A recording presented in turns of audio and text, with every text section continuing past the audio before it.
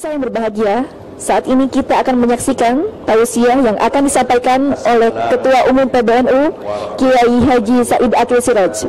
Untuk selengkapnya, mari kita saksikan. Bismillah, alhamdulillah, wassalatu wassalamu ala sayyidina wa maulana wa syafi'ina wa habibina Muhammad Rasulillah wa ala alihi wa sahabatihi wa man tabi'a sunnatahu wa jama'atah min yaumina hadha ila yaumin nahdah. Ashabal fadilah, hadratil ulama, ashabal ma'ahid, ashabal madaris, ashabi turuki sufiyah, hadratil gawagis, syababil ulama.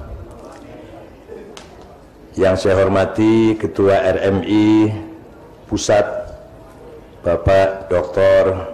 Amin Haidari dan sekretarisnya Kiai Faqih Miftah Faqih, Koordinator Gerakan Ayu Mondok Kiai Haji Lukman Hakim dari Pacitan, tetangganya Pak SBY. Hadirin yang saya hormati,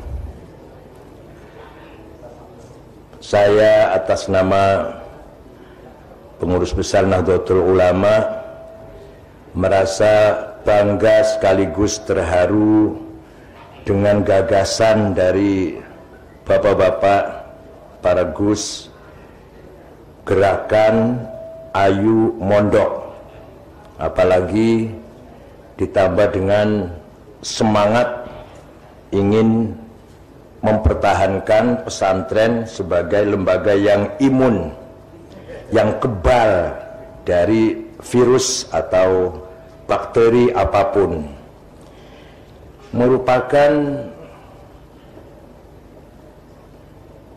teknis operasional dari gagasan saya. Mohon maaf, ketika muktamar di Makassar, saya punya moto Al-Audah ila pesantren.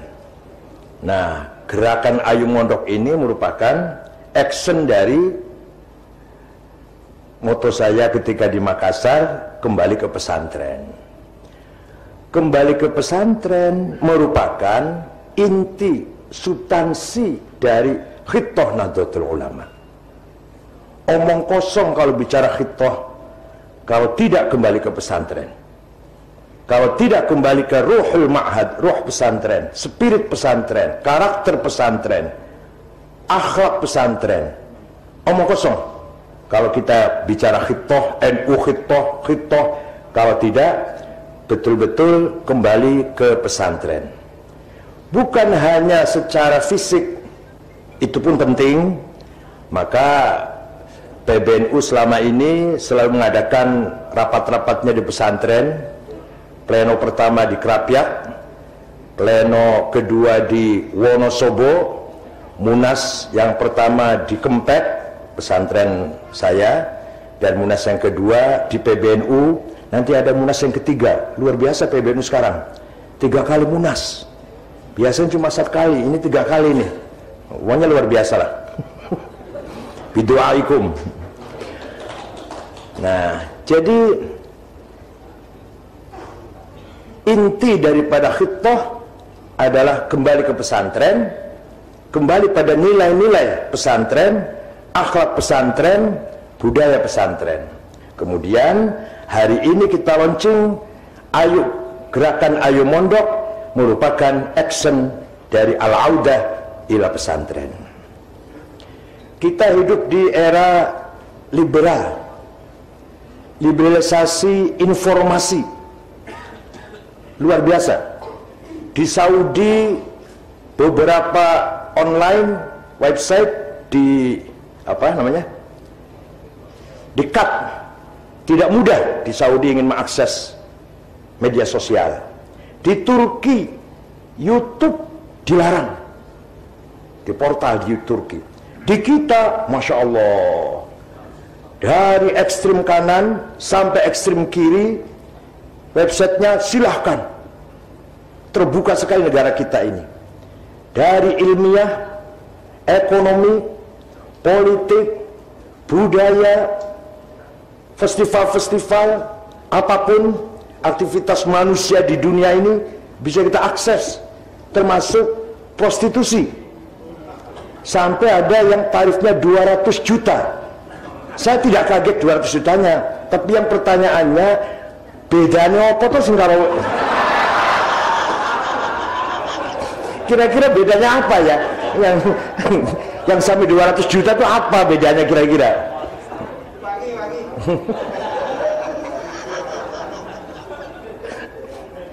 Ya Allah, luar biasa.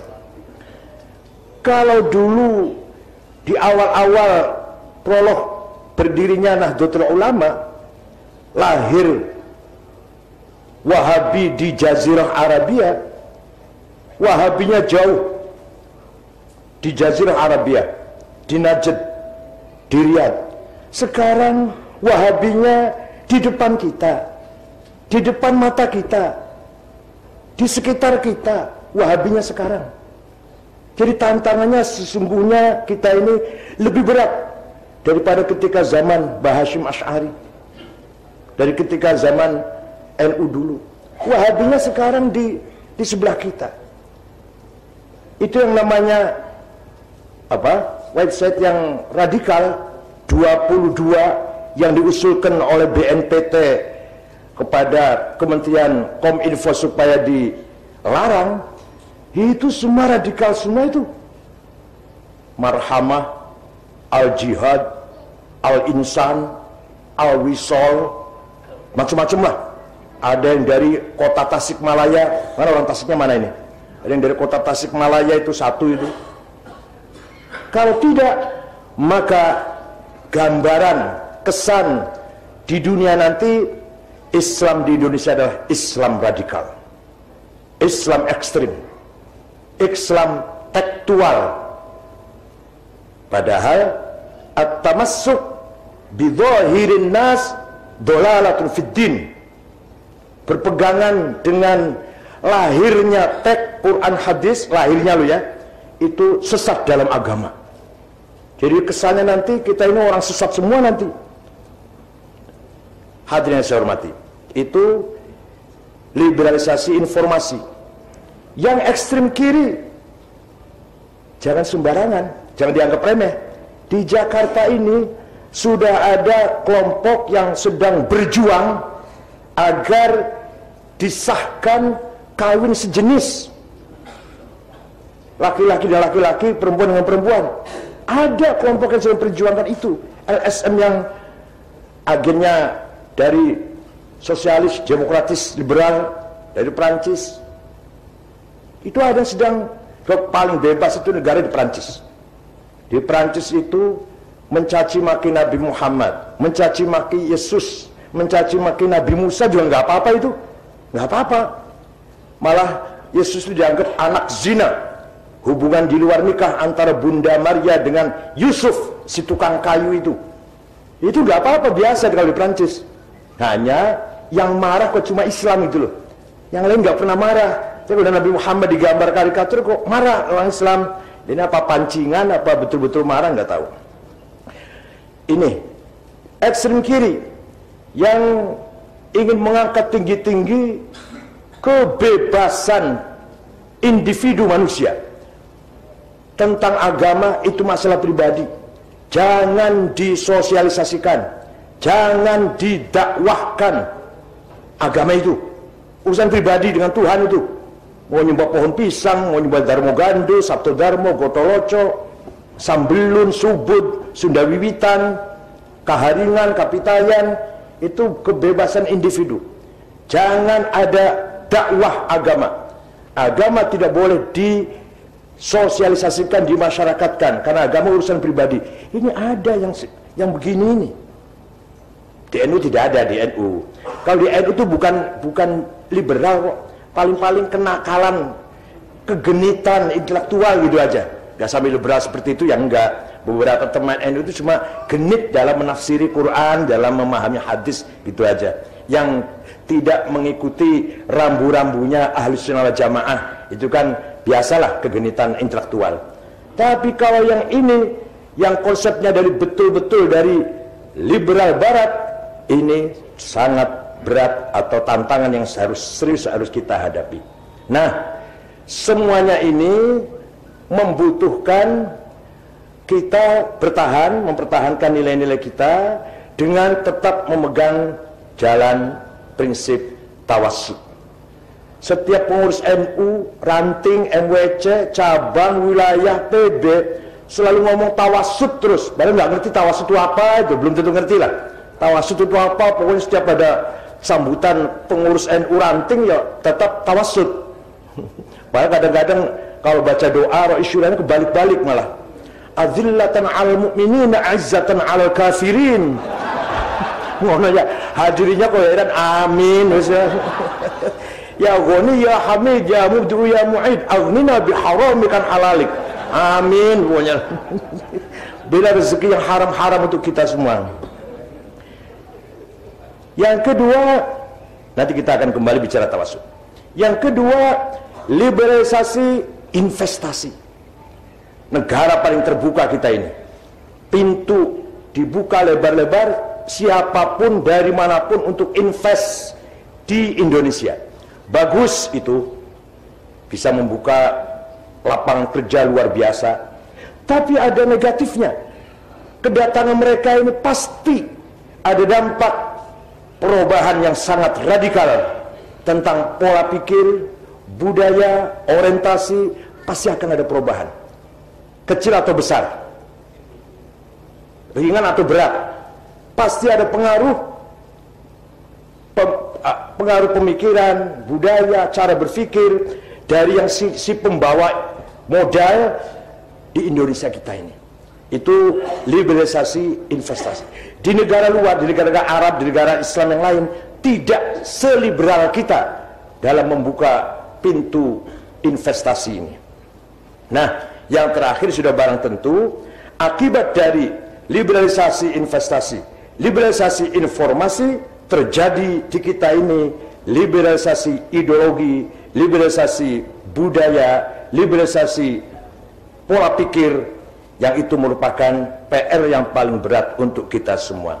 Karena kita ini di NU tidak mungkin bertanding melalui politik karena itu bukan bidang kita, tidak mungkin bertanding melalui modal karena kita kere-kere, melarat-melarat, mustadafin, mustahikin, semua ini yang ada ini. Nggak ada muzakin, mustahikin semua. Min asnafis tamaniyah semuanya ini. Termasuk saya. Nah, tidak mungkin kita itu bertanding dengan orang luar di bidang bisnis, ekonomi, di bidang politik. Tinggal satu modal kita, bidang ideologi, budaya, karakter, jati diri. Itu modal kita. Itu merupakan kapital sosial yang sangat mahal, merupakan modal sosial yang sangat mahal. Dan mari kita tunjukkan pada semua pihak bahwa kami kiai-kiai pesantren dan Nahdlatul Ulama adalah yang kelompok yang memegang teguh dengan budaya kita, kebangsaan kita, jati diri kita, karakter kita di dalam era globalisasi ini. Kita tidak akan tergilas oleh gelombang globalisasi, bahkan kita ingin mewarnai globalisasi, ingin mewarnai dunia, ingin mewarnai bangsa Indonesia khususnya dunia pada umumnya. Mari kita beri warna mereka itu dengan jati diri kita, karakter kita. Sebenarnya potensi ini sangat bisa, karena umat Islam di dunia mayoritas semua sama pemikirannya dengan Nahdlatul Ulama, kecuali kelompok kecil tapi militan, kecil tapi suaranya lantang. Di mana-mana ada itu, di mana-mana, tapi kecil sebenarnya, hanya suaranya lantang. ISIS, Al-Qaeda, Jamaat Islamiyah, kalau di kita HTI, Ansar Tauhid, Mujahidin, dan gerakan-gerakan yang lain kecil tapi suaranya nyaring. Kita ini pelan, nyaringnya kalau istighotah. Ya nggak apa-apa, memang istighotah harus nyaring kok. Atau kalau maulid Nabi itu, kalau dengan sholawat itu nyaring betul itu suaranya. Kalau yang lainnya kita kurang nyaring. Kenapa? Yaitu tadi problemnya, antara lain karena kita masih kebanyakan mustahiqin, mustad'afin, ya Allah. Oleh karena itu, mari kita pegang ayat Quran, firman Allah, wal yakhshal ladzina law taraku min khalfihim dzurriyyatan dhi'afan khafu 'alaihim falyattaqullaha wa yaqulu qawlan sadida. Jangan sampai kita melahirkan generasi setelah kita generasi yang dhi'afan, yang lemah. Mari kita berjuang agar generasi yang akan datang generasi yang aqwiya, quwwa fil din, quwwa fil ilm, quwwa fil thaqafah, quwwa fil hadara, quwwa fil akhlaq, quwwa fil nashatat wal harakat. Satu lagi kata Gus Fahri Razi, quwwa fil syahwat. Penting kan? Penting ya? Jangan sampai Al-Quran sudah berpesan kepada kita semua, jangan sampai kita semua melahirkan generasi yang akan datang, generasi yang dhi'afan. Saya sedih kalau datang ke daerah kemudian kiainya atau ketua NU-nya memuji-muji bupati. Alhamdulillah bupati kita ini bagus. Kenapa? Nyumbang. Loh, nyumbang malah bangga. Masa kita ini bangga? Disumbang, dibantu, disantuni, dibelas kasihani. Bangga itu? Bangga itu? Dibelas kasihani, disantuni, disumbang, ditolong. Coba, bangga itu? Kita bisa bangga kalau kita menolong, membantu, menyumbang, menyantuni. Kecuali kita ada program besar, baru oke lah bikin proposal. Kalau hanya akhir sana proposal, ke tengah-tengah sana proposal, awal sana proposal. Ini yang menjadikan mengakibatkan kiai-kiai doanya drobos ini. Keseringan bikin proposal. Kiai Mahrus Ali Lirboyo doanya mujarab, sakti karena tidak pernah bikin proposal. Kiai Maksum Kerapiak, karena saya tahu persis 4 tahun di Lirboyo, 4 tahun di Kerapiak. Kiai Maksum Jogja Kerapiak, doanya mustajab, orangnya berwibawa, di samping ilmunya luar biasa, kamus berjalan, tidak pernah bikin proposal. Lah Gus-Gus ini paling rajin bikin proposal. Ini yang mengakibatkan doanya drobos ini. Makanya menyetop lumpur lapindo gak bisa itu. Hari ini istighotsah, besoknya tambah menyemburnya malah. Ya kan istighotsahnya pakai proposal istighotsahnya. Lumayan lebihannya. Hadirin yang saya hormati. Tawassul. Wa kadzalika ja'alnakum ummatan wasata litakunu syuhada'a 'alan nas wa yakuna ar-rasulu 'alaikum syahida. Saya jadikan kamu sekalian ummatan yang wasaton, yang modern, yang berperan, yang hadir, yang diperhitungkan, yang eksis, yang disegani. Ummatan wasaton artinya begitu artinya. Yang dibangga-banggakan. Nah, hanya saja kata kerja yang digunakan oleh Allah ja'ala, beda dengan kholaqo. Kalau kholaqo ciptaan Allah, monopoli Allah, tidak ada intervensi siapa-siapa. Kalau ja'ala tidak akan terwujud kalau tanpa diperjuangkan. Ja'ala itu, inni ja'ilun fil ardi khalifah huwallazi ja'alakum khalaifal ard huwallazi ja'ala lakumul arda dhalulan. Ardunya, buminya kholaqo, tapi tadlilul ard, mengolah bumi, ja'ala. Ada lagi ayat yang lucu, ayat ini lucu tapi benar. Walaqad khalaqnal insana min sulalatin min tin. Kholaqo, saya ciptakan manusia dari tanah liat. Tapi seterusnya, tsumma ja'alnahu nutfatan fi qararim makin. Dari tanah liat menjadi air sperma, nutfah, ja'ala. Itu artinya tidak mungkin jadi sperma kalau tidak ngos-ngosan. Kalau tidak gedabigan, gedubugan, jempalitan, nggak mungkin jadi nutfah. Makanya Allah menggunakan kata setelah itu kholaqo lagi. Coba thumma ja'alnahu nutfatan fi qararin makin, thumma khalaqna nutfata 'alaqatan, fa khalaqnal 'alaqata mudghatan, fa khalaqnal mudghata 'idhama, fa kasawnal 'idhama lahma. Khalaqa semua itu. Jadi dari air sperma menuju daging darah segumpal, dari darah segumpal menjadi daging segumpal, jadi tulang. Khalaqa semua, satu aja yang ja'ala itu. Supaya kita ada perjuangannya gitu loh. Supaya kita ada perjuangan, ada ngos-ngosan kemeringet lah. Itu bagi gus-gus yang masih muda. Kalau saya sudah 62, kalau saya udah diabetes, sudah. Yang masih muda-muda ini gus-gus ini masih. Nah, Allah memerintahkan kita, ini ikhbar tapi amar. Kalamnya kalam khobar tapi intinya adalah perintah. Kamu harus menjadi umat yang berperan. Kamu harus menjadi umatan wasaton. Anda semua harus menjadi umat yang bereksis, yang diperhitungkan, yang bermanfaat, yang berperan di segala lini. Litakunu syuhada 'alan nas, litakunu hadirina fil mujtama, syuhada'a 'alaihim, syuhudan diniyan, syuhudan ilmiyan thaqafiyan, syuhudan adabiyan hadariyan, syuhudan iktisadiyan sihhiyan, bila perlu nomor 14, syuhudan siasian. Nah, siasa ini politik ini penting, tapi nomor 14. Sebab yang paling penting kita itu adalah thaqafah, hadarah, budaya, ilmu, kesehatan. Itu yang paling penting amanatnya Nahdlatul Ulama ini. Bukan politik, tapi politik juga penting. Lumayan tuh kalau banyak teman PKB di DPR kan proposalnya lancar gitu. Bantuannya lancar lah. Nah, umatan wasaton. Untuk selalu menjaga umatan wasaton membutuhkan tidak mudah, membutuhkan basis ilmu pengetahuan, membutuhkan basis ilmu. Ekstrem kanan tidak butuh ilmu, asal pakai gamis, cekak, jenggotnya diperpanjang, jidatnya hitam, kata rada khusyuk itu, jidat kanan Allahu Akbar, negara Islam.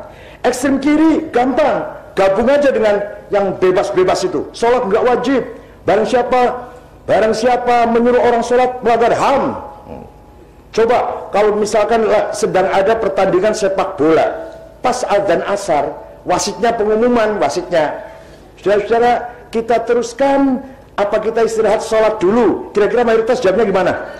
Teruskan. Lah yang jawab banyak itulah suara Tuhan. Oh, jadi suara Tuhan itu suara yang nggak usah sholat gitu.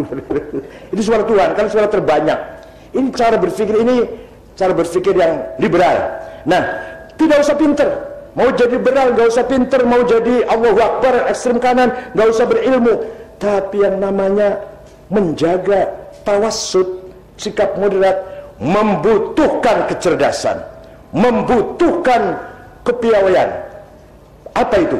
Menggabungkan antara adillah naqliyah, hujjah adillah naqliyah tekstual dengan hujjaj aqliyah, dengan argumentasi rasional.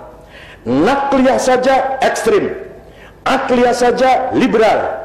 Gabungan dari naqliyah dan aqliyah inilah yang akan terbangun di situ pola pikir yang tawassut dari dulu sampai sekarang. Ketika umat Islam tercabik-cabik dengan banyaknya partai politik, Syiah, Khawarij, Jabariyah, Qadariyah, Mu'tazilah, apalagi Murji'ah, maka seorang ulama besar, Sayyidut Tabi'in, Imam Hasan Basri, lahir tahun 21, wafat tahun 110, beliau melakukan mubadarah, merupakan ajakan keras kepada ulama-ulama sebayanya. Mari kita jangan sibuk berpolitik saja, Islam bukan untuk itu. Mari kita bangun peradaban, kita bangun ilmu pengetahuan. Itu ajakan Imam Hasan Basri, Fudail bin Iyad, Sufyan Thauri, Laits bin Sa'ad, Sufyan bin Uyainah, Sa'id bin Musayyab. Tapi waktu itu baru ajakan, belum betul-betul terkodifikasi lah, belum betul tertulis. Ya ada beberapa tulisan, masih sangat minim. Tapi dampak dari ajakan Imam Hasan Basri ini kita rasakan di masa tabi'it tabi'in muncul ulama-ulama yang cerdas yang punya gagasan menggabungkan antara adillah naqliyah dengan hujjat aqliyah. Imam Syafi'i, Abu Abdullah Muhammad bin Idris bin Abbas bin Uthman bin Syafi' bin Musayyab bin Ubaid bin Abdul Yazid bin Abdul Muttalib, lahir tahun 150 di Ghazah, wafat tahun 204 di Fustat, Kairo, Mesir. Beliau punya gagasan, punya ide kreatif, cerdas. Apa itu? Menggagas sebuah metode, prinsip-prinsip jurisprudensi yang kita kenal dengan ilmu usulul fiqh. Ilmu usul fiqh adalah gabungan antara naqliyah dan adilah hujjat aqliyah yang nanti akan punya keturunan, punya anak usul fiqh itu, yaitu ilmu fiqh dan qawaid fiqhiyah. Coba kalau nggak ada ilmu usul fiqh, orang hanya kembali pada Quran dan hadis, nggak bisa sholat, nggak bisa haji, nggak ada tuntunan praktek ibadah di Quran itu. Prakteknya ibadah seperti apa sholat, nggak ada di Quran hadis. Tapi dengan kreativitas Imam Syafi'i yang menggabungkan antara Quran, hadis, ijma' dan qiyas, maka kita mempunyai prinsip-prinsip agama Quran hadis, dan juga kita mempunyai petunjuk teknis cara mempraktekkan ibadah. Bagaimana caranya sholat, ada berapa syarat sahnya, ada berapa rukunnya, bagaimana caranya haji, ada berapa wajibul haji, ada berapa rukun haji, dan seterusnya dan seterusnya. Kalau tidak ada usul fikih, tidak mungkin kita bisa tahu praktiknya cara mempraktekkan ibadah. Ini jasa Imam Syafi'i yang luar biasa, gabungan antara Quran, hadis dan akal. Akalnya ulama kolektif namanya ijma', akalnya ulama sporadis namanya qiyas. Nah, ada lagi satu orang berjasa besar, Imam Abul Hasan Ali Al-Ash'ari, yang tadinya Mu'tazilah, aktivis tokoh Mu'tazilah 40 tahun, kemudian keluar dari Mu'tazilah, membangun pola pikir sendiri, yaitu pola pikir yang tawassut, menggabungkan antara adillah naqliyah dengan hujjat aqliyah, melahirkan ilmu kalam. Coba kalau nggak ada ilmu kalam, kita, terutama orang awam, sulit untuk mengenal Allah, tidak akan meresap dalam hati, iman itu nggak akan meresap. Tapi dengan adanya ilmu kalam, Allah punya sifat yang wajib 20, di Quran nggak ada itu, di hadis juga nggak ada itu. Allah punya sifat 20, nggak ada di Quran itu. Itu kecerdasan Imam Ash'ari saja itu. Sehingga orang awam mantep, langsung Allah itu punya sifat 20, langsung kenal kan? Langsung kenal kan? Tapi kalau hanya Quran saja, qul huwallahu ahad, Allahus samad, ya paling Allah maha satu, maha tunggal, Allah maha tangguh, cuma itu saja. Tapi begitu ada ilmu kalam, Allah punya sifat 20. Ada nafsiyah, ada salbiyah, ma'ani dan ma'nawiyah. Luar biasa jasa Imam Abul Hasan Ash'ari ini. Abul Hasan Ash'ari menulis buku yang ketika tulisan beliau Mu'tazilah dibakar semua. Begitu menjadi mazhab sendiri, baru nulis lagi. Sayang, belum banyak tulisan, sudah wafat. Maqalatul Islamiyyin, Al-Ibana, Al-Risalah ila Ahli Thagr, Al-Luma, dan beberapa lagi. Keburu wafat, masih agak muda. Mempunyai murid Abdullah Al-Bahili. Al-Bahili kitabnya hilang semua. Sampai sekarang enggak ditemukan satupun. Entah di mana, barangkali hilang sudah. Al-Bahili punya murid Abu Bakar Al-Baqillani, kitabnya At-Tamhid, Al-Insaf, Al-Ijaz, Al-Bayan. Baqillani punya murid Imamul Haramain Al-Juwaini, kitabnya Ghiyathul Umam, Al-Arba'in, Al-Kafiyah, Ataiful Isyarat, yang dikenal di pesantren. Imam Haramain punya murid yang sangat cerdas, Imam Abu Hamid Muhammad bin Muhammad Al-Ghazali, lahir tahun 450, wafat tahun 505 Hijriah di Tus, Khurasan, Iran kalau sekarang. Saya sudah ziarah ke sana udah berkali-kali. Imam Ghazali menulis fikih Al-Wajiz, Al-Wasit, Al-Basit. Ilmu kalam di Jamul Awam, Al-Arba'in fi Usuluddin, Al-Iqtisad fil I'tiqad. Usul fikih Al-Mustasfa, Al-Mankhul, Al-Qiyas, Ma'yarul Ilm, Al-Qisal Mustaqim. Akhlak, Mizanul Amal, Sirru Rabbil Alamin, Al-Hikmah fi Makhluqatillah, Jawahirul Quran. filsafat maqasidul falasifah, tahafutil falasifah, tasawuf bidatul hidayah, minhajul abidin, al-muqaddimat dolal, mishkatul anwar, ma'arijul qudas, al-madnul ghairi ahli, al-qasidah ta'iyah, puncaknya ihya ulumuddin. Itu puncaknya itu. Dah. Ini kalau menerangkan Imam Ghazali 2 tahun nih. Nah, Imam Ghazali punya murid Syekh Abdul Karim Asy-Syahristani, kitabnya Nihayatul Iqdam fi Ilmil Kalam, Musara'atul Falasifah. Satu lagi Nihayatul Iqdam fi Al-Milal wan Nihal. Ini semua ulama-ulama yang mengawal tawassut, yang mengawal agar kita berfikir dalam akidah tawassut. Ini ulama-ulamanya ini. Dan tidak satu pun yang anggota DPR. Enggak ada ini. Semua ulama biasa semua, enggak ada anggota DPR, enggak ada ini. Atau kodi, jadi kodi pemerintah dekat dengan raja, enggak ada ini. Yang saya sebut namanya jauh semua dari pemerintah. Syekhistani punya murid Muhammad bin Umar Fakhrur Razi. Kitabnya dalam tafsir Mafatihul Ghaib 16 jilid, Al-Mahsul fi Ilmil Usul 5 jilid, Al-Matalibul Aliyah fil Falsafah Islamiyah 5 jilid, Al-Mabahithul Masyriqiyah 2 jilid, dan lain-lainnya kecil-kecil. Imam Razi punya murid Aduddin Al-Iji, kitabnya Al-Mawaqif fi Ilmil Kalam, disyarahi oleh Abu Ali Al-Jurjani menjadi 7 jilid. Al-Iji punya murid Ibrahim Abdullah As-Sanusi, kitabnya Al-Aqidatul Kubra. Sanusi punya murid Ibrahim Al-Baijuri, kitabnya Nazam Jauhar Tauhid, sudah terjemah oleh Kiai Soleh Darat Semarang.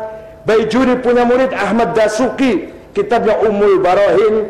Dasuki punya murid Ahmad Zaini Dahlan, kitabnya Ad-Durarus Saniyah fir Raddi 'alal Wahabiyah, Al-Kawakibud Durriyah, Al-Mutammimah. Zaini Dahlan punya murid Ahmad Khotib Sambas Kalimantan Barat, kitabnya Fathul Arifin, menggabungkan antara tarekat Qadiriyah yang zikirnya jahri dengan tarekat Naqsyabandiyah yang zikirnya sirri atau khafi, dijadikan satu oleh Syekh Ahmad Khotib Sambas. Khotib Sambas punya murid Yusuf Makassar, Abdul Somad Palembang, Nawawi Banten. Nawawi Banten kitabnya Syarah Safinah, Syarah Sulam, Tafsir Munir. Nawawi Banten punya murid Kiai Mahfud Termas Pacitan, mbahnya Gus Lukman.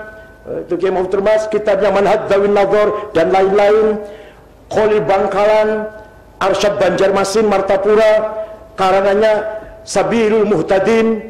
Mahfud Termas punya murid Hadratus Syekh Ki Haji Hashim Asy'ari. Ki Hashim Asy'ari pulang dari Mekah, membentuk Nahdlatul Ulama, wafat, menyusul putranya cerdas Wahid Hashim, pahlawan nasional, anggota tim inti PPKI, panitia persiapan kemerdekaan Indonesia bersama Soekarno, Hatta, Agus Salim, Kahar Muzakir, Wahid Hashim, Muhammad Yamin, Abi Kusno, Laimena, Maramis. Wahid Hashim wafat punya putra di atas cerdas. Kalau Wahid Hashim cerdas, ini anaknya di atas cerdas. Abdurrahman Wahid, Gus Dur, yang sampai sekarang Mungkar Nakir belum bisa nanyain beliau. Karena dalam hadis diterangkan Mungkar Nakir itu masuk kalau kalau kuburan sudah sepi, jenazah ditaruh di liang kubur, pengawal pengiring pulang 7 langkah, Mungkar Nakir masuk. Gus Dur gak pernah sepi. Mungkar Nakir belum bisa masuk, ini masih nunggu terus. Kapan sepinya? Gus Dur jadi ketua PBNU 15 tahun, menjadi presiden, kemudian diganti oleh Al-Mukarram Ki Haji Hashim Muzadi. Hashim Muzadi 10 tahun diganti oleh, jadi insya Allah syaratnya Nahdlatul Ulama yang mengawal tawassut ini tepung. Apa tepung itu? Muttasil. Abu Hasan Asy'ari gurunya siapa? Karena beliau orang Mu'tazilah, tadinya gurunya Mu'tazilah, Abu Ali Al-Jubai. Abu Ali gurunya Abu Hashim Al-Jubai. Abu Hashim gurunya Abu Hudzal Al-Alaf. Al-Alaf gurunya Ibrahim An-Nazam. An-Nazam gurunya Amr bin Ubaid, pencetus ilmu balaghah. Amr bin Ubaid gurunya Wasil bin Atha, pendiri Mu'tazilah. Wasil bin Atha gurunya Imam Muhammad bin Sayyidina Ali. Sayyidina Ali ketika Sayyidi Fatimah wafat, nikah lagi dengan Khawlah binti Ja'far dari suku Bani Hanifah. Punya putra satu namanya Muhammad, tidak berpolitik. Kalau Sayyidina Hasan, Sayyidina Husain radhiyallahu anhuma berpolitik. sampai Sayyidina Hasan korban politik, diracun wafatnya. Sayyidina Husain korban politik di Karbala, diinjak-injak badannya, kepalanya diarak kemana-mana. Nah, yang Sayyidina Muhammad putra Sayyidina Ali dari istri kedua ngaji saja di Masjid Madinah. Muridnya Ma'bad al-Juhani, pendiri madhab Al-Qadariyah, Ghailan ad-Dimashqi, Jaham bin Sofwan, pendiri madhab Jahamiyah, Wasil bin Atha, pendiri madhab Mu'tazilah. Jadi kalau muridnya ini pendiri-pendiri semua. Mudah-mudahan pesan termasuk nanti muridnya pendiri-pendiri semua lah. Pendiri gerakan Ayu Mondok, ini udah luar. Nah, nanti ada lagi, ini baru pertama. Nah, Muhammad bin Sayyidina Ali sudah barang tentu ngambil ilmunya dari bapaknya Sayyidina Ali. Sayyidina Ali dari Rasulullah SAW, Rasulullah dari Malaikat Jibril, Malaikat Jibril dari Allah Azza wa Jalla. Jadi kita ikut Nahdlatul Ulama, artinya kita ikut Kiai Haji Mustafa Bisri sampai Allah. Ya, luar biasa itu. Pokoknya nanti kalau tanya Munkar Nakir marrobuka, rombongan Kiai Hasyim Asy'ari. Oh ya udah. Apalagi Abu Nawas malah ngerjain Munkar Nakir malah. Ketika akan mati wasiat pada anak-anaknya, kalau saya mati nanti dikafani dengan kain kafan yang sudah ambrol, sobek-sobek, bau, hitam. Kenapa Pak? Nggak usah tanya, nurut aja lah. Begitu mati anaknya cari kain kafan yang sudah ambrol, sudah sobek-sobek, bau, hitam, taruh di liang kubur. Munkar Nakir masuk mau tanya, kaget Munkar Nakir. Loh, saya salah masuk, mayit sudah lama ini, balik lagi itu.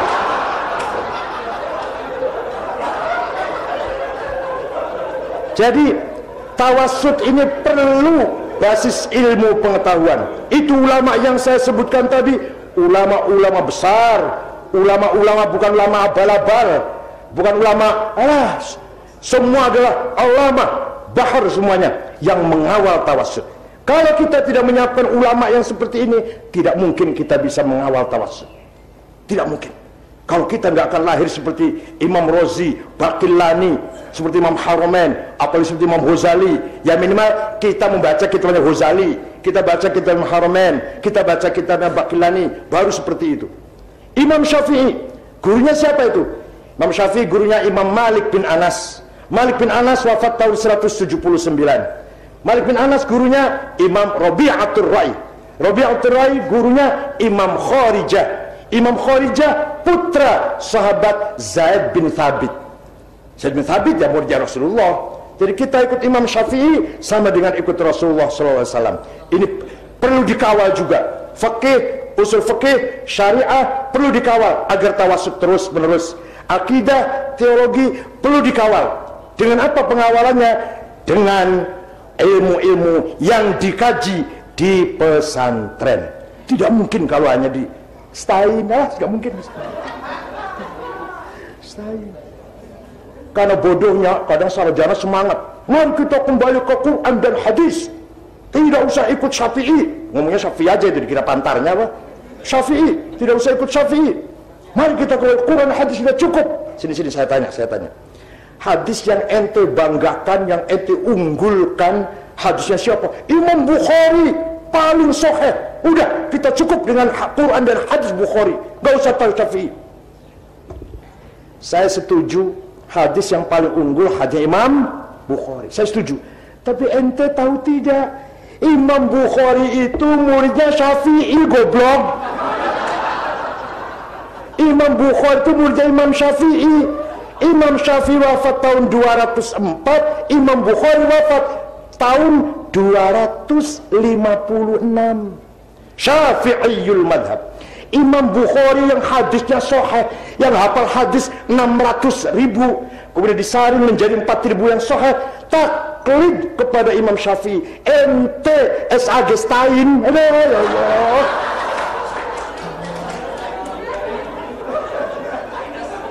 Stain.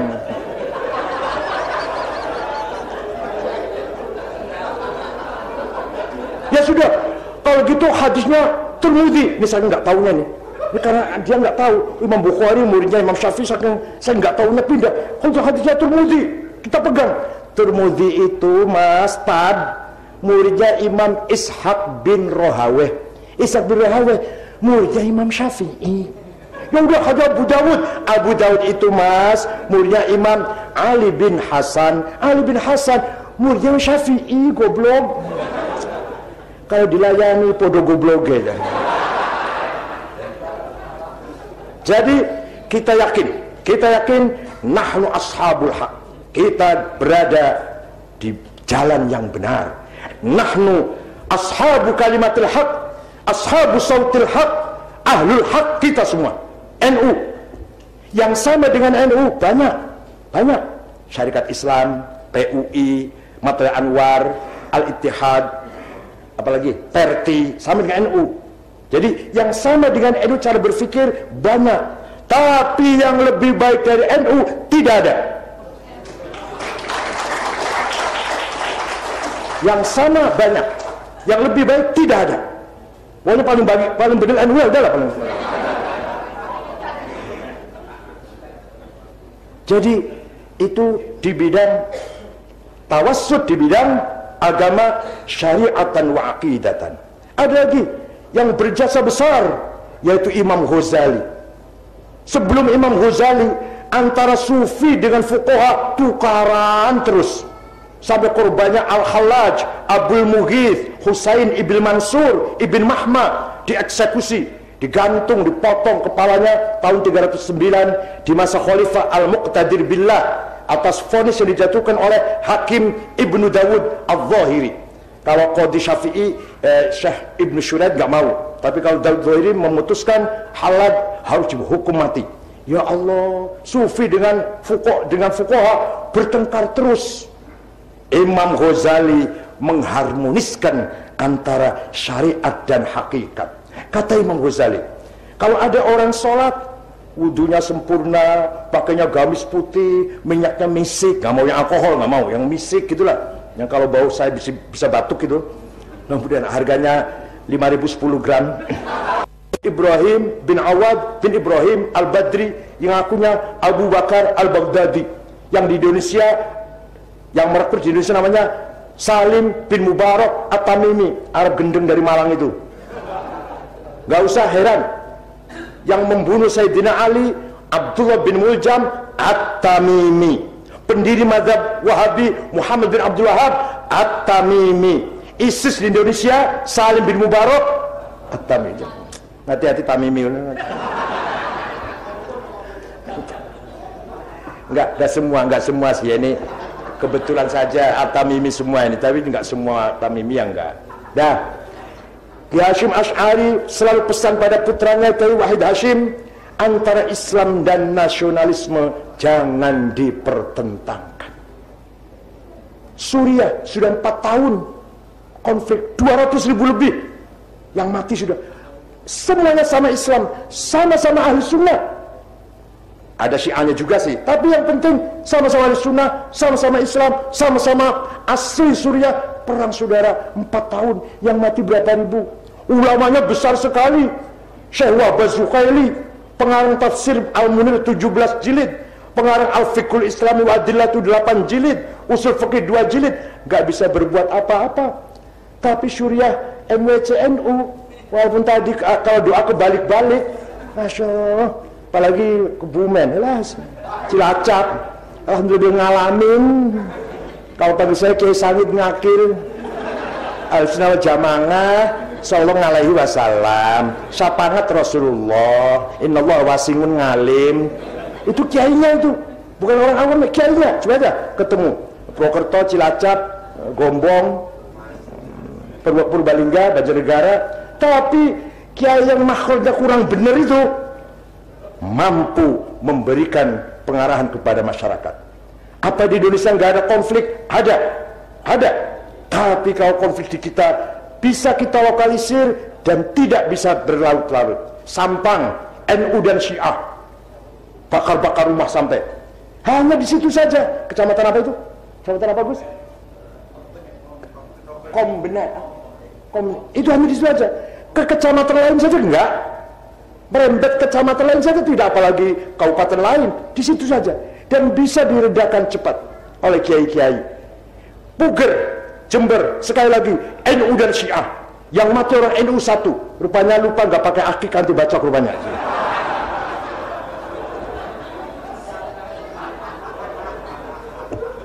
tapi bisa diminimalisir, bisa dilokalisir. Kalau di Arab, kalau sudah konflik dari utara sampai selatan, Irak, seluruh Irak konflik, Suriah, seluruh Suriah konflik, Yaman, kita sudah sampai Tarim belum? Yaman deh, sudah sampai Tarim Mukalla belum? Belum, sebentar lagi, jangan sampai. Iya, Arab tuh gitu, Arab tuh. Kalau sudah konflik tidak bisa dilokalisir dan tidak cepat bisa dihentikan dengan cepat, bertahun-tahun. Irak berapa tahun sudah? Suriah 4 tahun. Mesir belum selesai, sebenarnya belum selesai Mesir ini. Libya parah, antara Bin Razia kota sebelah timur dengan Tripoli kota sebelah barat, perang terus sampai sekarang. Ulamanya alim-alim, yang heran tuh gitu. Jadi di Arab itu, falaula nafaru min kulli firqatin minhum ta'ifatun liyatafaqahu fid din, ulamanya berperan yatafaqahu fid din, luar biasa, alim-alim sampai sekarang. Tapi peran yang kedua, wal yunziru qaumahum, membimbing umat, nol. Kalau di Indonesia yatafaqahuna sedeng-sedeng saja, lumayan, ada yang dibawa lumayan malah. Tapi wal yunziru qaumahum maksimal, insyaallah. Maka stabilitas yang kita rasakan, keamanan yang kita rasakan, kesatuan dan keutuhan negara NKRI yang kita rasakan adalah antara lain berkat peran Nahdlatul Ulama yang menjaga, yang dengan semangat Islam dan nasionalisme, Islam Nusantara, Islam yang tidak memberangus budaya, Islam yang tidak menyingkirkan tradisi, Islam yang tidak menghapus culture. Justru Islam Ahli Sunnah Jamaah, Islam Nusantara adalah Islam yang menyatu dengan budaya, menyatu dengan kultur, menyatu dengan tradisi. Ada orang sesajen nasi sekepel di pojok rumah, kiai tahu apa ini? Untuk mengusir roh jahat, tuyul, dedemit. Kalau kata kiai, supaya roh jahatnya larinya kenceng, larinya cepet lari, itu potong kambing 1, bikin gulai 30 mangkok. Nurut dia, potong kambing 1, dimasak gulai jadi 30. Setelah jadi 30, tanya pada kiai, ditaruh di pojok mana saja kiai?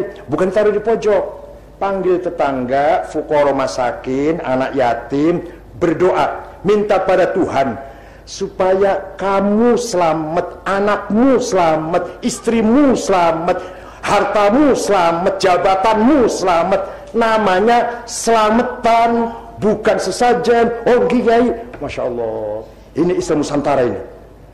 Syekh Sunan Kudus Ja'far As-Sadiq Ibn Uthman Al-Hamadani ketika melihat orang Kudus walaupun sudah Islam, melihat sapi disembelih masih sakit hatinya, karena sapi itu Hadratul Muqaddas. Imam Sunan Kudus melarang orang Kudus motong sapi, padahal di Quran korban itu onta, sapi, kambing. Diganti oleh Sunan Kudus onta, kerbau, kambing. Sampai sekarang silakan pergi ke Kudus, nanti restoran soto kerbau. Banyak, saya nggak doyan soto kerbau itu. Kalau soto sapi doyan saya. Itu Sunan Kudus. Sunan Gunung Jati, ya Allah, Sunan Gunung Jati Cirebon, doa-doa Cirebon dimacetkan, kecuali kalau ditambah Bismillahirrahmanirrahim, diakhiri dengan La ilaha illallah Muhammadur Rasulullah, baru cespong lagi. Ada mantra supaya istri tidak marah, misalkan ini mantranya. Tapi harus ada bismillahnya. Kalau nggak pakai bismillah macet. Gajah warak macan galak, anak-anak ilam beku tekawut itu kagak meterus kabukang senit maringku, tekawulas tekasi kagak krungu omongku, La ilaha illallah Muhammadur Rasulullah. Gejok bumi ping pitu, istri yang tadinya mau marah tersenyum jadinya. Ini mantra-mantra Cirebon, mantra-mantranya Ki Kuwusangkan, ya, itu yang sudah diislamkan oleh Sunan Gunung Jati, ditambah dengan Bismillahirrahmanirrahim. Kalau nggak ada Bismillah macet. Itu ada kiai satu aja kayak gini, wah beres NU ini. Satu aja, nggak usah banyak-banyak sekarang. Misalkan apalagi supaya apa? Supaya ada istrinya lagi lari, supaya datang lagi Bismillahirrahmanirrahim, tila-tili jabang bayi anak yang pelis, udah disuruhnya lagi gitu. Itu syaratnya Bismillah. Walhasil Islam Nusantara adalah Islam yang melestarikan budaya, melestarikan tradisi, melestarikan kultur, dan kita warnai dengan semangat Islam. Jadinya kulturnya kultur Islami. Selamatan, nuju hari, mapag sri, apalagi ya tingkeban, selamatan 7 bulan orang hamil itu, dan seterusnya lah. Itu tradisi yang sudah ada, kita warnai dengan warna Islam. Ini yang kita maksud Islam Nusantara, dan ini pula yang sedang dilihat oleh dunia Islam. Tamu hampir tiap minggu orang asing di kita ini, di saya ini, dubes Swedia, perempuan, tapi sudah tua sudah. Yang dikira muda, sudah tua udah. Sekretarisnya yang muda, sekretarisnya. Nanya NU itu apa? Ahlussunnah itu apa? Mengapa NU bisa demikian? Apanya? Mayoritas tapi santun, mayoritas tapi tidak arogan. Biasanya menurut teori sosiologi, kelompok besar akan menginjak atau merugikan atau mendiskreditkan kelompok kecil. Itu ilmu sosiologi. Ini enggak, NU mayoritas. Konon NU ini anggotanya 84,6 juta, rawahu LSI. Luar biasa. Ya, jadi LSI itu setiap orang keluar dari TPS, pilihan pemilu itu ditanya NU atau apa, NU menghasilkan sampai 84 juta. Itu yakin itu sahih hadisnya itu. Mutasil, dobit, thiqah, adil. LSI terkenal dah. Jadi NU yang anggotanya 84 juta ini justru melindungi yang minoritas. Dalam Fathul Mu'in dikatakan, faslun fil jihadi wa huwa fardu kifayatin marratan fi kulli am wa anwa'uhu arba'atun itsbatu wujudillah wa iqamatu syari'atillah wal qitalu fi sabilillah wa daf'u darari ma'sumin musliman kana aw ghairu muslim. Wajib melindungi warga bangsa yang baik-baik, maksum, man asyamallahu dima'ahum wa amwalahum. Orang yang baik-baik harus kita lindungi, musliman kana aw ghairu muslim. Fathul Mu'in ini karena Syekh Muhammad Zainuddin Al-Malibari. Oleh karena itu saya mengucapkan selamat atas launching gerakan nasional Ayo Mondok. Mudah-mudahan sukses, berhasil demi merawat, menjaga, mengawal tawassut dalam berakidah, tawassut dalam bersyariah, tawassut dalam berakhlak. Selamat, mabruk, alfi mabruk, syukran wa dumtum fil khairi wal barakati wan najah. Kita sukseskan muktamar yang ke-33 di Jombang nanti. Soal siapa yang jadi Rois Am dan ketua umum, pasti orang NU, masa Muhammadiyah. Syukran wa dumtum khairi wal barakati wan najah. Wallahu fi kulli thariq. Wassalamualaikum warahmatullahi wabarakatuh.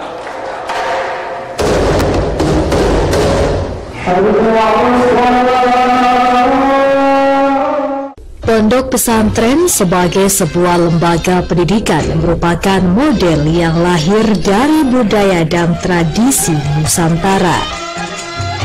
Sebagian pendapat menyatakan bahwa pesantren berakar dari tradisi keislaman, yakni pendidikan khas ala sufi. Pemimpin tarekat atau kiai mewajibkan muridnya melaksanakan suluk selama periode tertentu dengan cara tinggal bersama di bawah bimbingan guru atau kiai. Mereka disediakan tempat tinggal dan majelis kajian ilmu. Pendapat lainnya menyatakan bahwa pesantren merupakan pengembangan dari model pendidikan pada masa Majapahit, di mana pengajaran yang dilakukan oleh tokoh agama waktu itu dilakukan dengan cara tinggal dan hidup bersama antara guru dan para cantriknya. Dari pendapat ini kemudian kata pesantren dirujukan pada kata cantrik, yakni orang yang selalu mengikuti gurunya.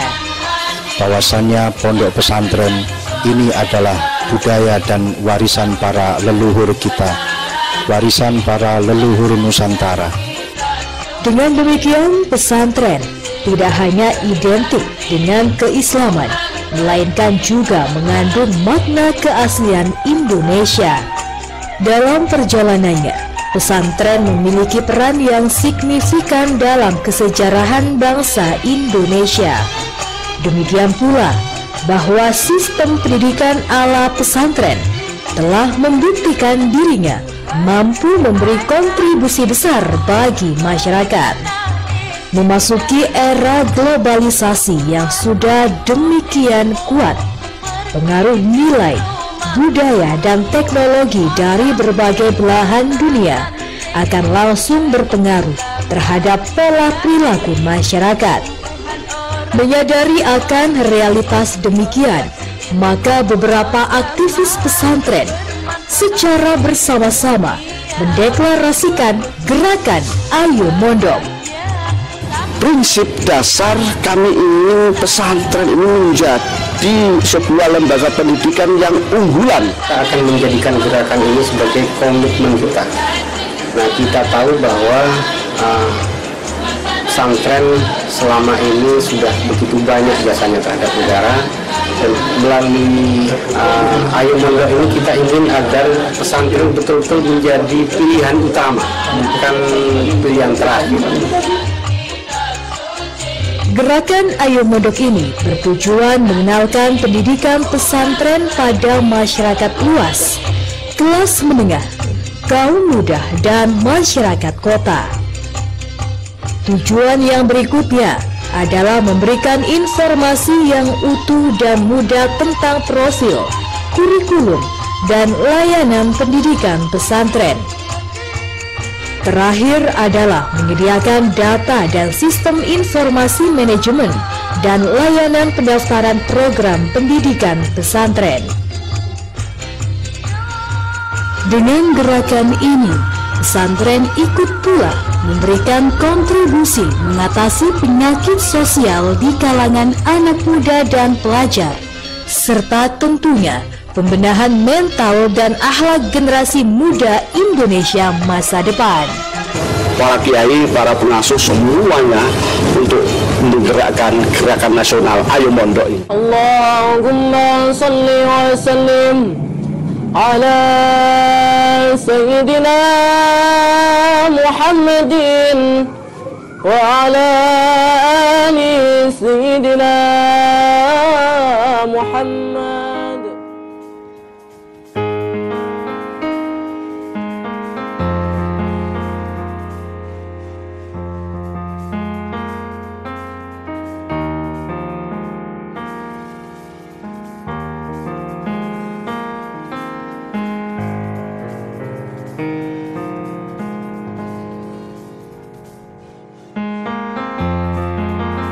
Baiklah pemirsa, sekian acara yang telah disajikan. Kami selaku kru yang bertugas mengucapkan terima kasih banyak atas partisipasi Anda. Wallahul muwaffiq ila aqwamit thoriq. Wassalamualaikum warahmatullahi wabarakatuh.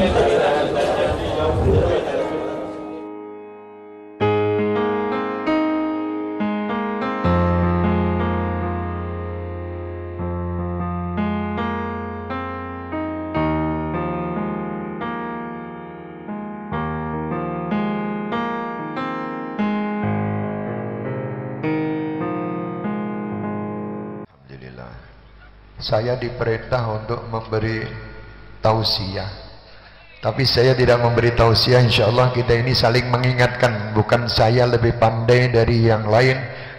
Alhamdulillah, mudah-mudahan apa yang nanti kita dengar dan kita dapatkan bermanfaat, terutama bagi saya dan semua yang hadir.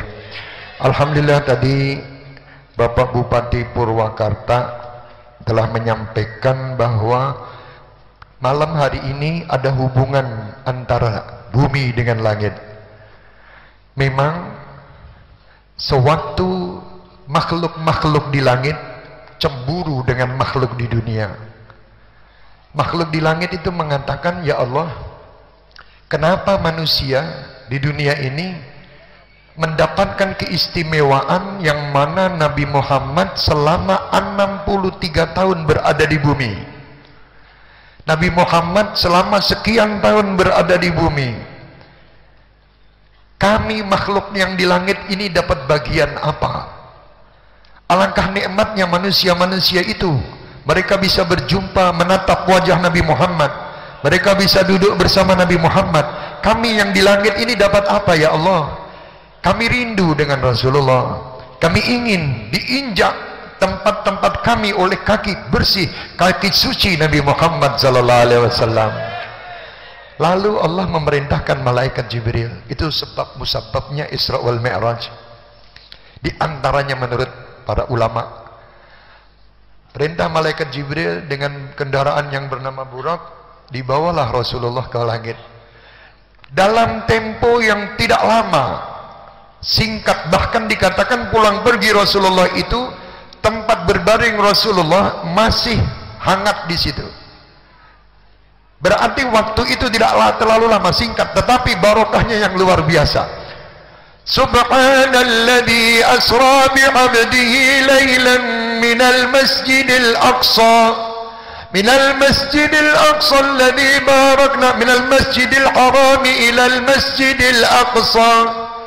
Subhanalladzi asra bi'abdihi laylan minal masjidil harami ilal masjidil aqsa. Dari Masjidil Haram sampai ke Masjidil Aqsa. Alladzi barakna haulahu. Allah menciptakan Nabi Muhammad ini sebagai hamba. Hai orang-orang yang ada di Bogor. Subhanalladzi asra bi'abdihi laylan minal masjidil haram ilal masjidil aqsa alladzi barakna haulahu linuriyahu min ayatina. Di sini, hai orang-orang Bogor terutama, Allah menciptakan Nabi Muhammad itu bukan Tuhan. Allah itu menciptakan Nabi Muhammad adalah hambanya. Jadi jangan sekali-kali kalian mengatakan orang yang bersolawat itu menuhankan Nabi Muhammad. Kan banyak sekarang yang mengatakan itu. Oh, itu terlalu mengultuskan Nabi Muhammad, menuhankan Nabi Muhammad. Siapa yang menuhankan? Kami dari tadi sampai saat ini tidak pernah mengatakan Nabi Muhammad Tuhan. Dan tidak pernah ada satupun makhluk di muka bumi ini yang mengaku Islam mengatakan Nabi Muhammad Tuhan. Tidak ada. Dijaga oleh Allah. Yang mengatakan Tuhan malah Anda yang suudzon terhadap umat Nabi Muhammad. Ada apa diri Anda? Jangan. Biar orang-orang yang bersalawat dia senang dengan kekasihnya. Makhluk yang di langit ini gembira datangnya Nabi Muhammad, disambut dengan luar biasa dengan waktu yang singkat. Justru malah di akhir-akhir zaman ini banyak umat Nabi Muhammad yang tidak gembira dengan Nabi Muhammad. Kan lucu ini. Aneh. Kenapa mereka tidak gembira? Kenapa mereka tidak solawatan seperti kita? Bukan tidak boleh, mau solawatan sendiri di rumah silahkan, di manapun silahkan. Tetapi jangan menyalahkan orang yang solawat begini, ini gembira. Sewaktu saya sedih, dalam keadaan stres, tahu-tahu saya diperintah oleh orang yang memerintahkan saya untuk mendatangi tempat kekasih saya. Saya masih pacaran, tahu-tahu ya Al-Habib Hasan memerintahkan saya, Habib Syekh, tolong kamu pergi ke daerah sana. Daerahnya itu berdampingan dengan rumah pacar saya. Saya langsung gembira. Siap Habib, apa yang mau diperintahkan sekarang saya berangkat. Karena apa? Rumah tempat yang diperintah tadi samping berdampingan dengan rumah kekasih saya. Itu gembira. Padahal kekasih saya itu tidak menjamin saya surga. Kekasih saya itu tidak bisa membuat saya itu masuk ke dalam surga, tidak bisa memberi syafaat. Bagaimana kalau saya ini diperintah oleh Allah, ya ayyuhalladzina amanu sallu alaihi wasallimu taslima. Harus lebih gembira. Makanya orang-orang yang tidur-tidur bangun dengan sholawat.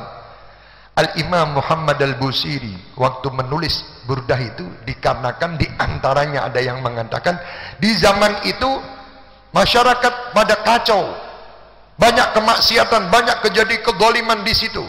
Akhirnya Al-Imam Muhammad Busiri menyusun bait-bait burdah.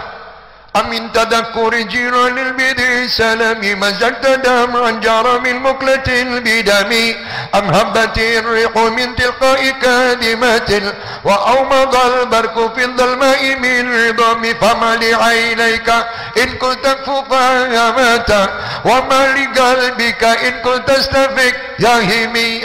Terus sampai 166 bait. Karena kecintaan kepada Nabi Muhammad bangkit pula masyarakat yang ada di sekitarnya.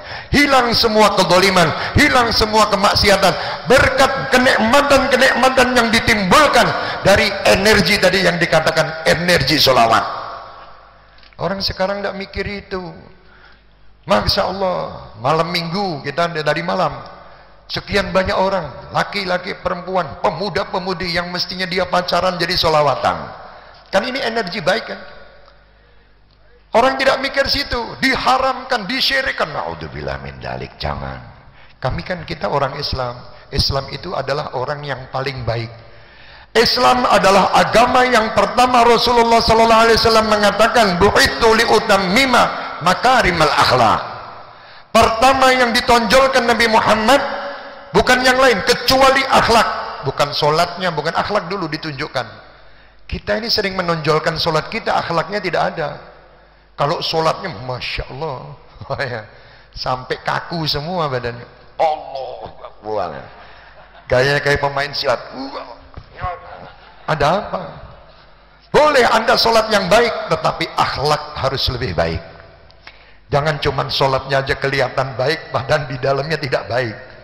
Orang kalau sudah menonjolkan sesuatu amal kebaikannya, berarti dia bukan orang yang baik. Itu kunci aja. Nah, kembali kepada makhluk langit. Makhluk langit gembira dengan kedatangan Nabi Muhammad. Subhanallah, masa kita tidak gembira dengan Isra Mi'raj? Kita tidak gembira dengan Maulidin Nabi? Kita tidak gembira dengan lahirnya Nabi?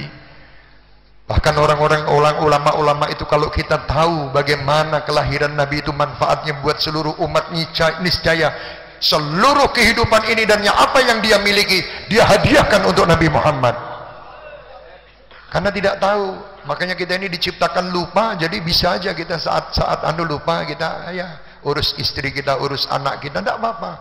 Nabi Muhammad sallallahu alaihi wasallam di saat ini banyak orang-orang yang mengatakan begitu, dan bahkan lagi tadi alhamdulillah sudah diterangkan juga bahwa kita kalau tidak kenal Nabi Muhammad tidak kenal Allah. Dari mana kita bisa kenal Allah? Ayo orang Jawa Bogor ini caranya wong Jawa sekondi gue kenal Kanjeng Nabi, ya kandang Gusti Allah. Dari mana? Saya kenal Allah langsung. Dari mana kamu kenal Allah? Kamu Islam itu dari siapa yang mengenalkan Islam? Jangan kamu mengatakan saya bisa doa langsung minta kepada Allah tanpa tawasul. Dari mana Anda tanpa tawasul? Lesan kami ini, terutama saya, ini banyak maksiat. Kalau kita bertawasul kepada manusia yang tidak pernah bermaksiat, kita akan cepat sampai kepada Allah. Anda percaya, silahkan. Tidak percaya berarti Anda agak stres. Iya, contohnya aja paling gampang lah, paling gampang. Saya mau pergi ke tempat Bapak SBY, presiden kita sekarang. Saya tanya siapa orang yang paling dekat sama Pak SBY. Habib Hasan. Loh ini misal contoh kok ketawa. Tidak apa-apa, kita contohkan bebas. Habib Hasan, langsung saya calling Habib Hasan. Beb, tolong saya kepingin ketemu Pak SBY. Siap. Jam berapa Habib? Besok jam 10 pagi. Saya jam 8 sudah dikasih kabar sama Habib Hasan. Beb, Pak SBY sudah nunggu. Kenapa? Tawasul sama yang dicintai, bukan tawasul sama Abu Jahal. Kita mau tawasul Nabi Muhammad bihaqi Abu Jahal, ya tidak sampai-sampai. Ini orang jahil murokab itu kan begitu. Sudah bahlul, super bahlul, ablah. Lihat tawasul sama Rasulullah, tawasul sama orang yang paling dekat. Allah mengatakan, "Qul in kuntum tuhibbunallaha fattabi'uni yuhibbukumullah." Kan itu. Barang siapa yang ingin dicintai Allah, kuncinya hanya satu, ikut Nabi Muhammad. Cara mengikuti itu apa toh? Langsung ikut makan, cara makan tidak ada. Saya tidak pernah cara mengikuti makan Rasulullah dulu. Saya kenal dulu sejarahnya. Siapa toh Rasulullah? Orangnya abyadul lawn musyarraban bi humrah wasi'al jabini hasanahu sya'ruhu bainal jummati wal wafrah. Ciri-ciri Rasulullah, gantengnya Rasulullah itu kita hayalkan dulu. Mau menghayal cara makannya Rasulullah, kalau tidak kenal Rasulullah dari mana bisa kenal? Gaya-gayanya orang sekarang itu. Gayanya yang penting melakukan sunnah. Alah-alah, kamu itu kakean ngomong. Lambemu. Mudeng lambemu. Al mulutmu itu maksudnya al mulut. Al lambemu. Lah kamu ini mengatakan katanya mengikuti sunnah tapi tidak kenal manusia yang kamu ikuti, kan lucu. Aneh kamu mengatakan saya adalah orang yang benar, saya mengikuti Al-Quran tapi tidak kenal kepada manusia yang karenanya Allah menurunkan Al-Quran. Lucu juga ini. Aneh, tidak kenal Nabi Muhammad, gayanya baca Quran fasih. Banyak orang sekarang pinter baca Al-Quran, top, luar biasa, tetapi Al-Quran hanya di lisannya aja, tidak sampai kemana-mana, karena mereka tidak kenal hadis Rasul sallallahu alaihi wasallam, adibu auladakum bitalathi khisalin, didiklah anak-anak kalian dengan 3 perkara. 1, mahabbati nabiyikum Muhammad, cinta kepada Nabi Muhammad, itu pertama, bukan Al-Quran. Al-Quran nomor 3. Nanti kan, wow, Habib saya ini berarti anti Quran lah. Ini lambe-lambe kurang kerjaan ya gini, lambe kurang zakat. Siapa yang mengatakan saya anti Quran? Ini hadis Nabi, berarti Nabi Muhammad anti Quran. Nabi Muhammad mengatakan, hei, wahai umatku, adibu auladakum, didik anak kamu. Cinta Nabi Muhammad, apa Nabi Muhammad itu kepingin dicintai? Tidak. Nabi Muhammad tidak perlu dicintai, Nabi Muhammad tidak perlu disolawati, beliau sudah ahli surga. Inna fatahna laka fatham mubina liyaghfira laka Allahu ma taqaddama min dhanbika wa ma ta'akhkhar wa yutimma ni'matahu 'alaika wa yahdiyaka siratan mustaqima. Ini Nabi Muhammad tidak punya dosa. Kita satu Bogor suruh sholawat itu tidak menambah makomnya Nabi Muhammad, enggak. Sak dunia bersolawat tidak menambah kedudukan. Misalnya saya kan kalau caleg, tambah banyaknya suara, tambah banyaknya kursi, kan gitu.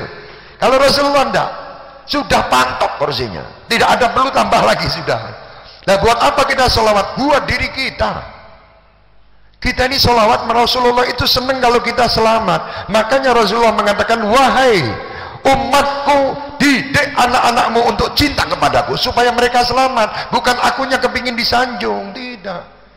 Makanya jangan salahkan, kurang ajar sekarang ini mengatakan yang bukan kerjaan kita itu diurus, padahal sudah zaman kapan itu bahwa pamannya Nabi Muhammad itu kafir neraka, ayahnya Nabi Muhammad kafir neraka, ibunya Nabi Muhammad kafir neraka. Oh, kamu yang masuk dulu nanti ke neraka. Kamu ini nanti penghuni neraka pertama. Lah lucu kamu ini. Orang gini. Saya misalnya, ayah pacar saya itu orang yang tidak pernah sholat. Saya waktu ditanya sama orang, bagaimana ayah pacar kamu? Oh, orang baik. Saya bela. Saya tahu bahwa ini tidak pernah sholat. Itu saya bela. Dengan apa? Karena ada kekasih saya di situ. Ini Nabi Muhammad, seorang ayah, seorang ibu yang melahirkan Rasulullah dikatakan kafir. Na'udzubillah min dalik. Tidak mungkin jasad Rasulullah, tidak mungkin istilahnya tubuh Rasulullah berada di janin atau istilahnya di tubuh seorang ibu yang tidak diridhoi Allah Subhanahu wa taala. Di rahim seorang ibu yang tidak diridhoi, mustahil.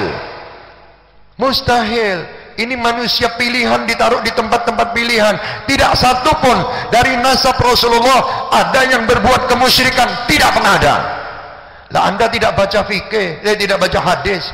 Anda baca hadis buatan orang baru. Hadis itu kan macam-macam, ada yang ini, ada yang itu. Ayo ikut ahli sunnah itu semua hadis dibawa. Nanti habis itu diputuskan bahwa ini yang anu. Kalau ini enggak, pokoknya satu. Ziarah kubur haram, syirik. Nah, lucu lagi. Rasulullah memang dulu pertama melarang karena orangnya masih sedikit dan orangnya masih belum punya ilmu, ketauhidan belum kuat. Akhirnya sama Rasulullah dijarah, jangan berziarah dulu, takutnya nanti dia berbuat musyrik, minta kepada kubur. Setelah mereka menjadi orang yang pandai, orang yang cerdas dan dididik Rasulullah, kata Rasulullah, ayo ziarah bersama aku. Oh, gitu. Nah sekarang melarang ziarah. Ada satu orang yang namanya buhlul. Buhlul ini kata-kata tahlul. Tapi orang ini tidak buhlul, ini orang hebat satu, wes hebatnya hebat. Setiap hari duduk di kuburan aja dia, selonjor di kuburan ini. Orang pada lihat, ini kenapa buhlul ini duduk di sini terus. Hei buhlul, kata. Ya, ada apa kamu tanya, manggil-manggil saya. Kamu kenapa duduk di kuburan terus? Kata buhlul, alhamdulillah, saya di sini nyaman. Nah, kok nyaman? Saya datang sama mereka diterima. Dan saya pulang tidak pernah dirasani. Saya pulang tidak pernah dikata-katai sesuatu. Saya datang disambut, saya pulang pun mereka dengan ikhlas melepas saya. Tidak mencaci saya, tidak mengata-ngatai saya apapun. Tidak ngerasani saya, tidak mengumpat saya.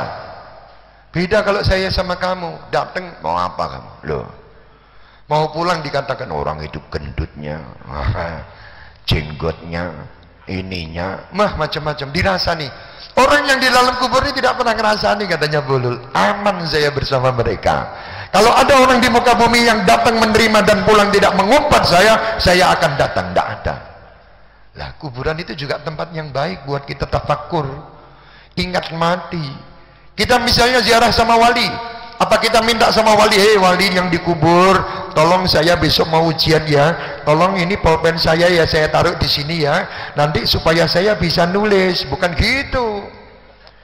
Ini salah ziarah seperti itu. Namanya ziarah, ya Rob, berkat walimu yang ada di tempat ini, kami besok akan menghadapi ujian nasional.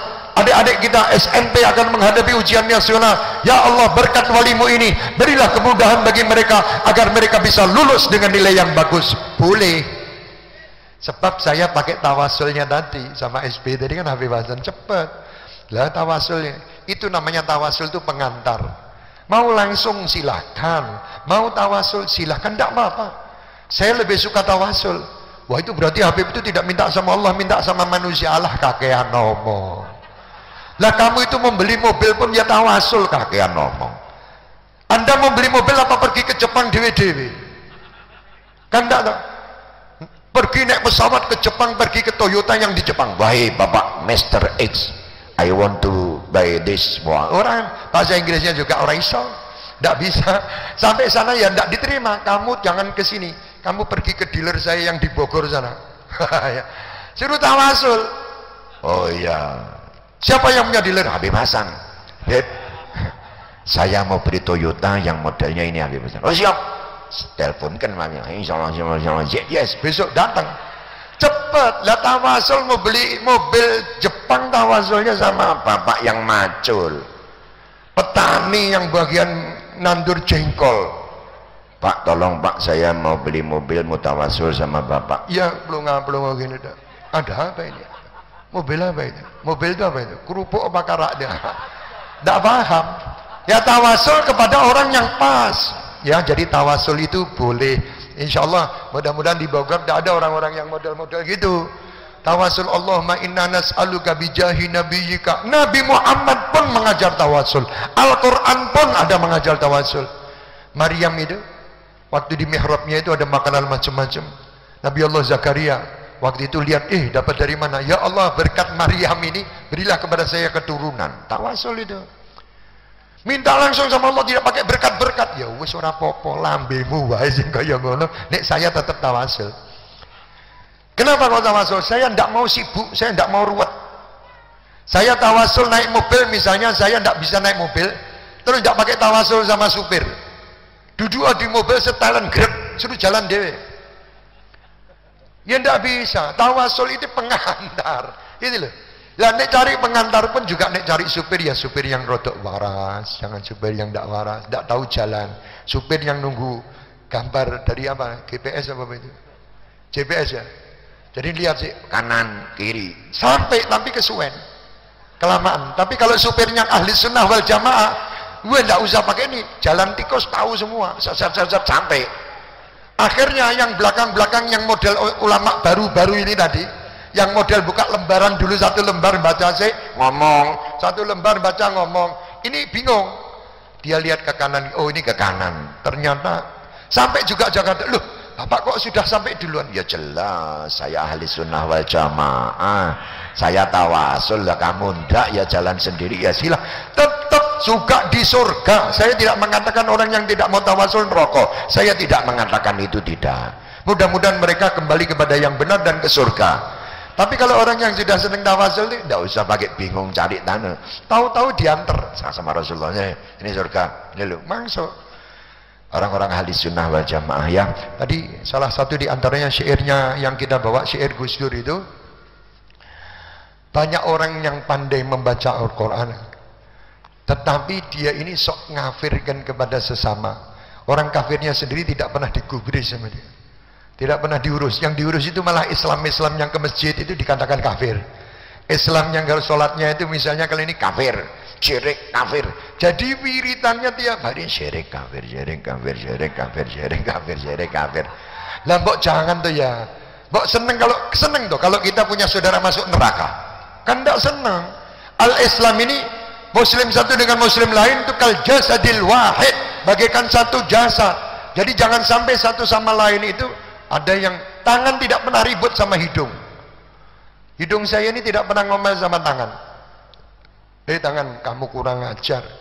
Kamu enak ya, tiap hari kamu ngambil buah terus. Saya ini mau bau tok tapi tidak pernah bisa apa-apa. Tidak pernah ngomel hidung. Saya cuman kamu suruh ngambu tok, habis itu kamu jauhkan lagi dari saya. Tidak kamu masukkan ke sini, tidak. Karena hidung tuh tahu fungsinya. Mulut tahu fungsinya, tangan tahu fungsinya, masing-masing tahu fungsinya, dan masing-masing tidak kepingin. Tangan tidak kepingin di tempatnya di sini, hidung tidak pingin tempatnya di tangan. Coba Anda lihat, seandainya ribut ini, hidung sekali waktu kepingin jadi tempatnya itu di batok sini kira-kira, kan tidak lucu. Inilah kebersamaan yang indah di dalam tubuh. Barang siapa yang tahu dirinya, dia akan tahu Tuhannya. Begitu pula, barang siapa yang tahu dirinya, dia akan pandai bersyukur. Ini tidak pernah bersyukur. Nyalahkan terus. Jangan ya, jangan. Orang Islam kita damai. Sebaik-baik manusia adalah orang yang selalu berbuat baik kepada yang lain. Ya, silahkan terus kumandangkan sholawat, terus kumandangkan tahlil, terus kumandangkan itu istilahnya manakiban istighosan, terus masjid-masjid kita pakai terus. Jangan mengatakan masjid ini hanya untuk sholat, masjid itu tidak boleh untuk sholawat. Itu orang yang belum tahu tentang hadis. Kalau sudah tahu nanti dia akan sholawatan. Kalau bisa orang-orang yang ngomel-ngomel gitu diajak, kalau perlu disiapkan mobil khusus. Karena apa? Mereka ini kan cuma diomeli tok, tidak pernah diajak sekali waktu. Kasih mobil yang khusus, kalau perlu ada satu orang yang ngipasi dia di dalam mobil. Wah. Habis itu sampai ke masjid ditaruh di tempat paling tinggi. Jangan yang paling tinggi, di atas sendiri. Jadi kalau masih makan pakai kerean ini, kasih pisang kare ke atas. Soalnya biar tahu bahwa mereka ini sebetulnya kepingin kedudukan tapi tidak dapat gitu loh masalahnya. Jadi kepingin makom tapi tidak dapat makom, akhirnya ya bingung, ribut. Hati-hati ya. Pemuda-pemudi terutama, pemuda kita ini kadang kalau sudah pergi ke Mekah itu pulang dari Mekah sudah jadi orang lain. Sudah pulang ke Mekah, maaf, nanti sarungnya sudah sampai di atas dengkul, bukan di bawah dengkul. Ini katanya yang benar. Yang itu keliru semuanya. Ini ahli surga, itu ahli neraka. Astagfirullah. Masa surga sama neraka gara-gara sarung cekak sama ndak cekak? Jangan masalah itu, tidak perlu. Mau sarungnya yang pendek silahkan, mau ke atas bagus. Sunnah Rasulullah di atas mata kaki gitu. Malah ditaruh sunnah Rasulullah tengah dengkul. Lucu. Ini kadang sholatnya kayak Masya Allah. Sawu vakum fa inna tasbihatu subuh min tamamis shalah, itu maksudnya rapat itu ya rapat, bukan tuh gagah kayak tangannya gagah kakinya semua. Bukan gitu. Ini di dalam masjid pun ribut lah. Bagaimana umat Islam di luar masjid? Di tempat Baitullah aja sudah rame.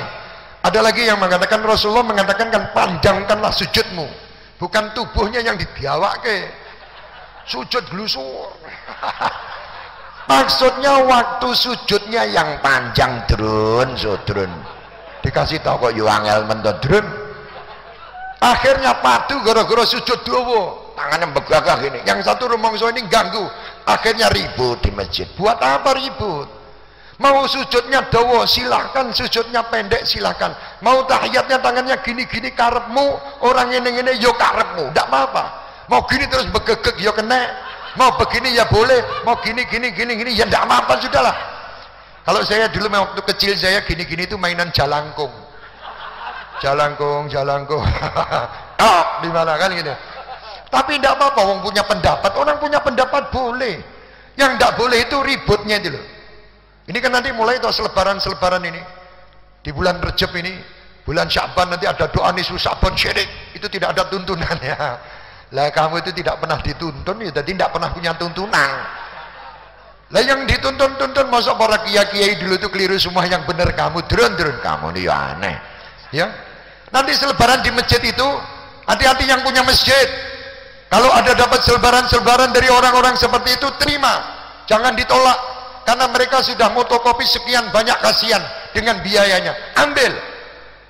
Nanti kalau dia bilang tolong dibagikan, siap, saya akan bagikan. Setelah sholat dibakar. Lah kok dibakar? Lah sudah saya bagi sama api. Bukan dibagi manusia jadi ribut lagi. Masyarakat ini tidak pingin ribut, masyarakat ini pingin damai. Yang ribut itu ya biar ribut, ya bakaran. Biar tambah dia cetak 100.000 eksemplar, buat. Ayo kita bakar lagi terus. Dolanan malah. Nah kan lucu. Daripada nyetak seperti itu buat misui sana misui sini, mencaci sana mencaci sini, lebih baik duitnya bawa sini buat bangun masjid. Kan lebih bagus ya. Wong masjid ini juga butuh dana. Bangun masjid. Kalau masjidnya sudah tidak butuh dana, banyak saudara muslim yang menyekolahkan anaknya tidak punya duit. Bantu mereka. Daripada kamu buat buku untuk kafirkan sana kafirkan sini terus, bikin kesel. Alhamdulillah, mudah-mudahan di Bogor tidak seperti itu ya.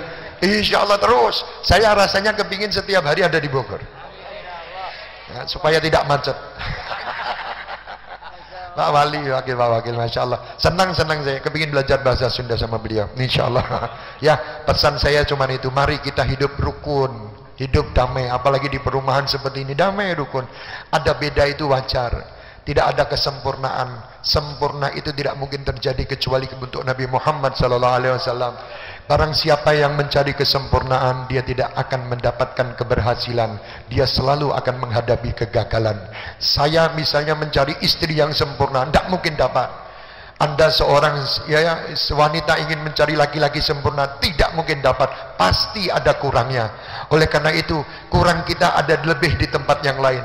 Ambil kelebihan orang itu untuk kita, dan apa yang ada pada kita lebih, sampaikan kepada orang yang lain yang kurang. Itu hidup. Kehidupan yang adil adalah seperti itu, insyaallah. Amin, amin ya rabbal alamin.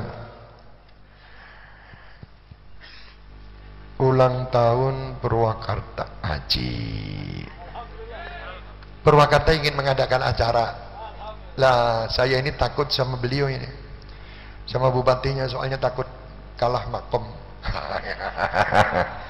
Saya makomnya dia ini makom gubernur mestinya, bukan makom bupati aja, makom sampai ke gubernur. Insya Allah mudah-mudahan Pak Bupati, mudah-mudahan itu salah satu di antaranya program kita untuk bagaimana insya Allah seluruh Jawa Barat bersolawat. Jawa Tengah sudah alhamdulillah, Jawa Barat sudah alhamdulillah dengan orang-orang yang ada. Insya Allah kita akan buat di Sumedang juga. Insya Allah nanti IPB tadi juga dari rombongan KMNU ya, IPB itu Masya Allah akan mengadakan acara. Berarti akan ada sering saya mudah-mudahan ke Bogor. Bapak Wali, tolong disiapkan segala sesuatunya.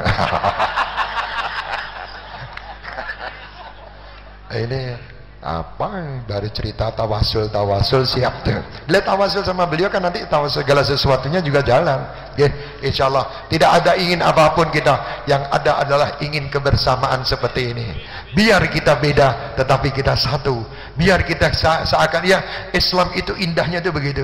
Di mana tempat bisa kumpul luar biasa dengan kalimat la ilaha illallah, nikmat. Terus berjuanglah. Kita doakan semua putra putri kita semuanya min ahlil Quran, min ahlil salah, min ahlil ibadah, min ahlil ilm, min ahlil khair, min ahlil sunnah wal jamaah. Semoga semuanya yang hadir ini mendapatkan apa yang diinginkan hajat dunia diberi kemudahan, hajat akhirat diberi ampunan. Semoga sepulang nanti dari tempat ini adik-adik kita besok akan menghadapi ujian, kelihatannya SMP ya. Insya Allah semuanya diberi ketenangan dan kemudahan agar mereka semua bisa menyelesaikan. Saya yakin adik-adik kita ini semua orang baik. Yang hadir ini orang baik. Yang saya ceritakan tadi yang mungkin masih belum senang solawat, dia juga orang baik. Insya Allah kalau kita menyangka semuanya baik, kita selalu akan berjumpa dengan yang baik. Dengan insya Allah terakhir nanti kita di akhirat berjumpa dengan manusia terbaik di surga Allah bi ghairi hisab. Amin amin ya rabbal alamin.